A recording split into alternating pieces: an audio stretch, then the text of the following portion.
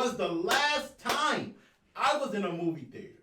So, this movie meant a lot to me in terms of just getting the hell out the house. And here we are, looking at a Shang Chi adaptation in 2021. The MCU has expanded to such glorious purpose.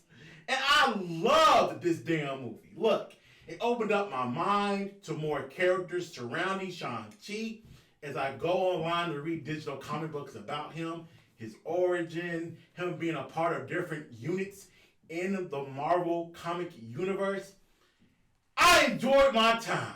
Now, with that being said, this is SpoilerChill, where I'm going to talk about the whole motherfucking movie like you was maxed up with me in the theater.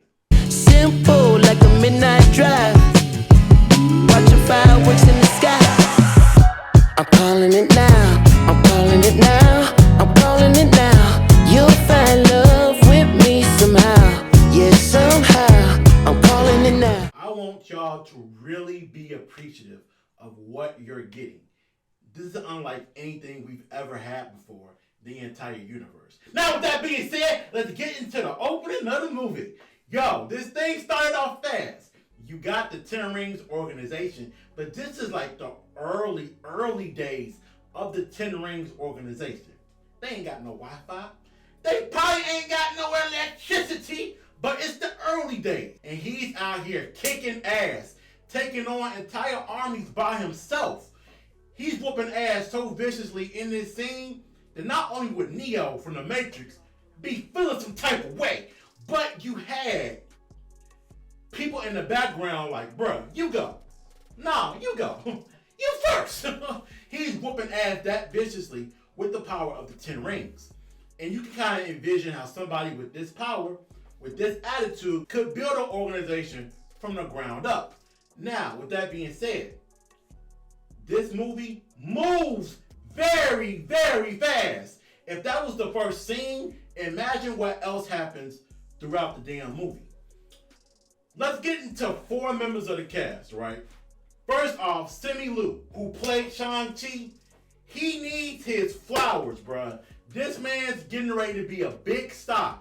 I just want to say, I was here in the early days. I believed in you. I always believed in you. This man's getting ready to be a star, bro. And the thing I liked about him in the role is that the martial arts is very convincing when it comes from him. Sometimes in the past, when you see certain actors or actresses doing certain movements, you're like, bruh, you are so bad at this. Stop. Stop! But when it comes to Simu Liu, he's very convincing in the hand-to-hand combat, the little comedy quips in between. You can feel his charisma in certain scenes and in certain moments. But the movie moves so goddamn fast that you don't get an opportunity to know Shang-Chi outside of him being a fighter. It's like so much of this movie is him slaying through people, saving people, trying to talk to his father, that you don't get an opportunity to really know him. And that was such a disappointment to Simu Liu because he has so much charisma that I really wanted to know him that was living in San Francisco for 10 years. Speaking of San Francisco, his best friend Katie, they're like linked up in a lot of parts of this movie. And she's played by Awkwafina.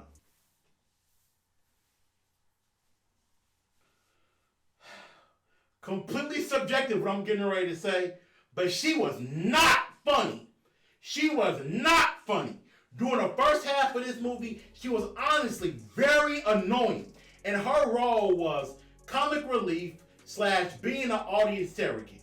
When it comes to being an audience surrogate in non-comedy situations, she did a good job at that. When they were going to the underground battle facility, and the one guy's talking to her in Chinese, and she's like, dude, I don't know Chinese that well.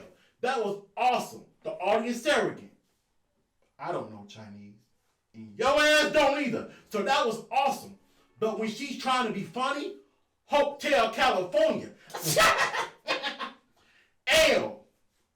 Dude, where's your shirt? It's like, hi, my name's Gina. I'm gonna go into hiding. My new name's Gina. Now comes the part where we throw our heads back and laugh. Ready? Ready! Everything she said, hell, I cannot stand her jokes. She was not funny. Now, with that being said, when Ben Kingsley comes back as Trevor Saltry, bruh, they allowed the character of Katie to transition to being a more serious, warrior-esque character. And she was really good at that part of the movie. Not always having to say something, but she can kind of express it, and she can do a very good job at getting that across to the audience. She ain't funny. Next! Speaking of Ben Kingsley, Trevor Saltry, he comes back into this movie. Given a link to Iron Man 3, given a link to All Hail the King, the one shot that was filmed a couple of years ago, right? Also, linking back over into Shang Chi was awesome for the character because it made his story feel more complete. It honestly kind of healed up the wound I had in my heart from Iron Man 3. But this movie gave a nice closure to his arc. And it also reflects where we are in the MCU. They're able to take older characters, General Ross, Happy Hogan, and give them placement in other franchises that either continues their story or wraps it up. Darcy going from the Thor franchise over into WandaVision. That was awesome for his character. Ready for another lesson? Blah, blah, blah. Wen Wu is the name of the Mandarin in this film. He doesn't actually really go by the Mandarin. And the performance given by the actor, bruh, this is like one of those Killmonger, Thanos type villain performances where you're going to remember it for a long time. When you go see Ant-Man and the Wasp, who remembers Ghost? Nobody. Wen Wu, I almost called him Mandarin, was so interesting in this movie because of his dynamic with his children, him training Shang to be this warrior-esque weapon from a young age, not having much empathy on the loving side for his kids, but then having that connection to his wife was a great balance that was written and performed excellently by the actor. Bruh, he performed it so good that honestly, although he was a piece of shit that killed a lot of people, and you could tell he wasn't all right up here mentally. My man wasn't all right. I kind of felt bad for him when his soul was being taken. I felt bad for him as he fought to try to save his wife. I honestly empathized with some things related to the character. Last thing about Wen Wu, when they addressed the Mandarin bait and switch, I was like, yo, that's cool. Taking a jab at Americans. Like, hey, look, them motherfuckers was afraid of an orange and a chicken. I had that last week. I ate the whole plate. The whole plate. But I did like how it was a racial allegory and they touched on it so quickly where he wasn't at the dinner table like, they call me orange chicken. No, he's over 1,000 years old. So he's probably experienced so much racial shit during his lifetime that he ain't gonna sit up there trying to get a Lifetime documentary going. The world treated me like shit. No, he's not gonna do that because it's like, okay, I've been down this road so many times. It's more like a fly that's buzzing around a room and it's a nuisance. I like that aspect of it. Going back to the original Iron Man comic books, bruh. Y'all know that early 90s nostalgia of how those issues looked. And the Mandarin was, in certain adaptations, becoming lizard-esque, right? Shout out to the animated cartoon. But he also had literally 10 rings. Now, I'm not going to list the abilities of the rings because I really want this video to be under 25 minutes long, you dig? And right now I'm doing good. So I don't want this shit to be too long because the abilities are crazy. but they're actual rings on his fingers.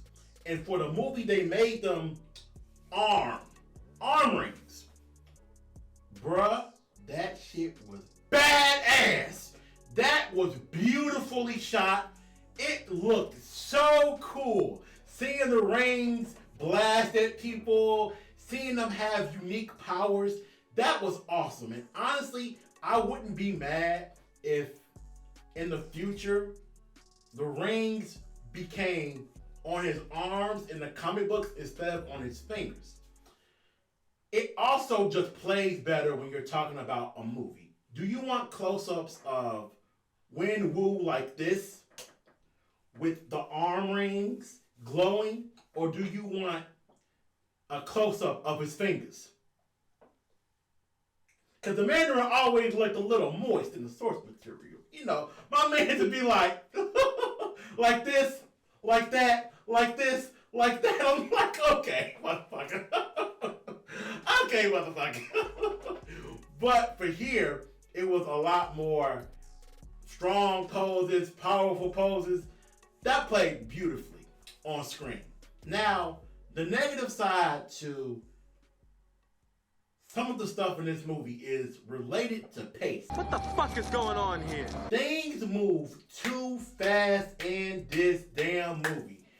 You don't really get an opportunity to know Shang that much before his life is at risk on the bus. So it's cool visually to see this combat, to see it being Jackie Chan inspired. That's cool, but you don't really care about his life being at risk because you don't really know the character that well up to that point of the movie.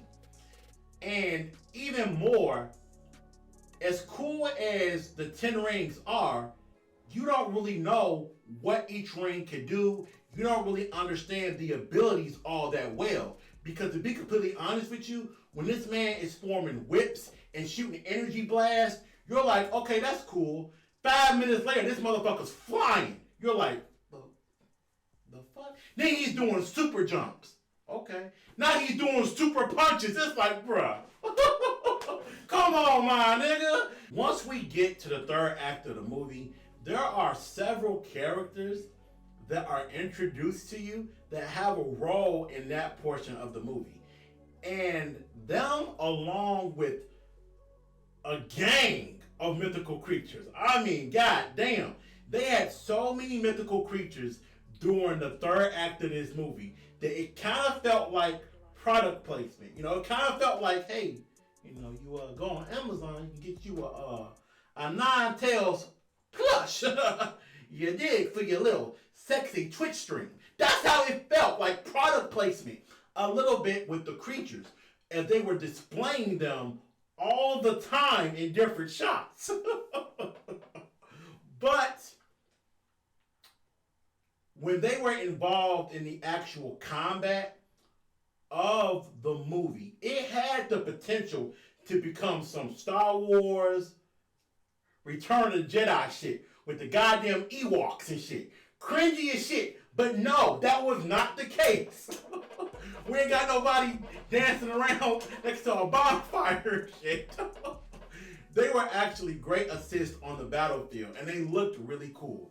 They had enough balance to where they didn't overshadow the actual human characters. As we had Katie evolving to a more serious person, we had Shang Chi kind of becoming more and less conflicted on what he had to do during the second half of the film.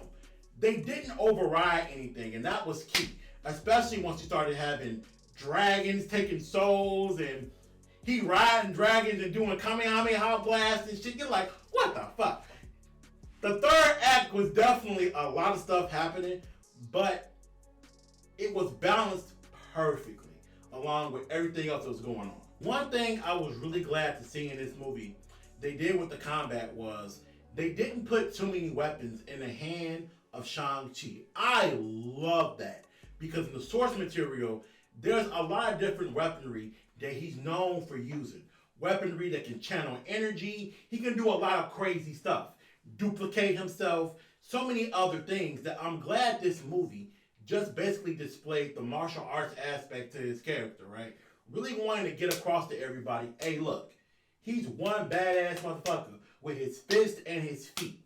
I love that aspect to the character. Bringing in somebody like Death Dealer, who was only involved in 4 comic issues back in the 80s, but giving him a role in the origin of Shang Chi was nice dividends to the original comic book runs.